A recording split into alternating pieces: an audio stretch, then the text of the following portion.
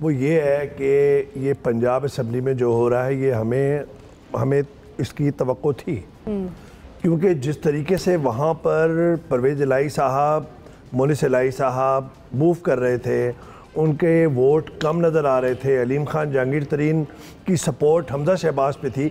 ये अलग बहस है कि हमजा शहबाज को वज़ीर आला बनना चाहिए था, नहीं बनना चाहिए था, बाप बेटे कैसे उम्मीदवार हैं, वो उस पर हमें इख्तलाफ हमेशा रहा है। ये मोरूसी सियासत ख़त्म होनी चाहिए, हमेशा के लिए ख़त्म होनी चाहिए।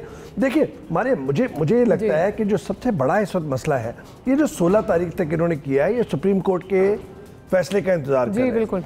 इस वक्त जब हम बात कर रहे हैं, ना हुकूमत है, ना काबीना है, ना वजारतें हैं, इस्टेब्लिशमेंट मसाइल का शिकार है, क्योंकि नेशनल सिक्योरिटी कमेटी का जो प्रेस रिलीज है उसकी तशरीह अपोजिशन और हुक्मरान जमात जो थी तहरीक इंसाफ, वो अपनी अपनी मर्जी से कर रहे हैं। एक हिजान की कैफियत है।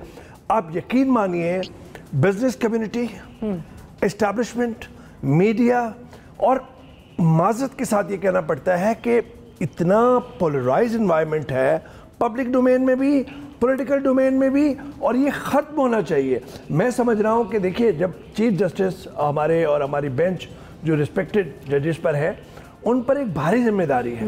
वो भारी जिम्मेदारी ये है कि इस क्राइसिस को अवॉइड भी करें और एक ऐसा फैसला दें जो सारी जमातों को यकजा कर सके और हम आगे जा सकें। यानी कि उनके सामने ये है कि डिप्टी स्पीकर कासिम सूरी साहब ने जो रूलिंग दी है वो गैर आईनी है, गैर कानूनी है या नहीं है, और क्या जो उसके बाद सब्सिक्वेंट जो एक्ट्स हैं प्रेसिडेंट आरिफ अलवी साहब के, वज़ीर आज़म इमरान खान साहब के, क्या वो गैर कानूनी, गैर आईनी है या नहीं है। अब उस पर एक लंबी बहस है। अपोजिशन वाले कहते हैं हर एक पे आर्टिकल 6 डाल दो। भाई हर एक पे आर्टिकल 6 नहीं डल सकता, आप अवॉइड करना है। मुझे ये लगता है, again in my opinion, I personally think जो इस वक्त तक रिमार्क्स आ रहे हैं सुप्रीम कोर्ट में, ज़्यादा ये है कि डिप्टी स्पीकर का जो रूलिंग है वो गैर कानूनी, गैर आईनी करार देंगे, लेकिन उसके साथ आगे का लाहे अमल भी वो तय करेंगे। ये तो है एक कानूनी उसका पहलू। दूसरी ये है आइडियलिस्टिक पहलू, जो प्रैग्मेटिज्म के पहलू कहलाते हैं, कि मैं मालिक भी यहाँ पे बात कर रहे थे, आप भी बात कर रहे थे, कि क्या हम इलेक्शन की तरफ जाते हैं और ये जो पूरा बहरान है उसको अवॉइड कर सकते हैं। तो मेरे ख्याल में इस वक्त सुप्रीम कोर्ट जो हमारी जुडिशरी है, जिसका माजी में दागदार भी है, अमराना अदवार के अंदर जो उन्होंने नजरिया ज़रूरत के तहत जो इंडोर्समेंट की हैं, वर्डिक्ट्स दिए हैं, आज अदलिया जो है वो इस वक्त उसके खिलाफ मुकदमा है। अदलिया में मुकदमा नहीं है, मैं समझता हूं। अदलिया में मुकदमा नहीं।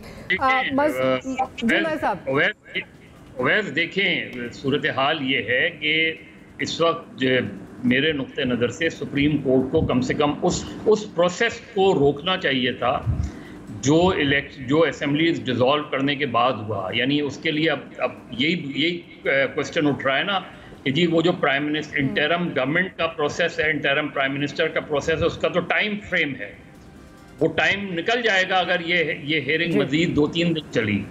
तो सवाल ये है कि उसको, उस प्रोसेस को तो वहाँ रोकना चाहिए था जब तक डिप्टी स्पीकर की रूलिंग पर फैसला ना आ जाए। आप उधर जो है वो इमरान खान साहब ने और सदर साहब ने जो है वो भी मांग ली हैं लीडर ऑफ अपोजिशन। और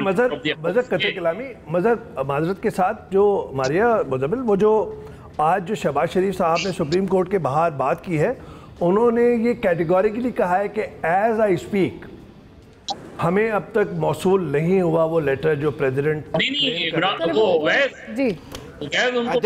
हुआ ना। एक समझ कंप्लीट कीजिए। प्रोसेस को इनिशिएट कर दिया ना, जो भी इस वक्त जो है, जाहिर है केयर टेकर प्राइम मिनिस्टर हैं इस वक्त या सदर मुमलिकत हैं, उन्होंने उस प्रोसेस का, इसलिए कि उस पर कोई स्टे नहीं है उस प्रोसेस पे, और वो प्रोसेस पे क्वेश्चन हो जाएगा अगर ये निकल गया टाइम, तो या तो सुप्रीम उस चीज को पूरे ही को वो कर देगी, ओवर रूल करेगी, तो वो एक अलग प्रॉब्लम आएगी। रिसीव होने के बाद मेरे ख्याल में वो मुद्दत काउंट होगी ना। लेकिन ये बात सही है कि ऑडियो जरा मेरे ख्याल उसमें कुछ प्रॉब्लम आ रही है मैं साहब। लेकिन मारिया एक बात ये है, इरफान खान साहब ने भी हमें ज्वाइन कर लिया है।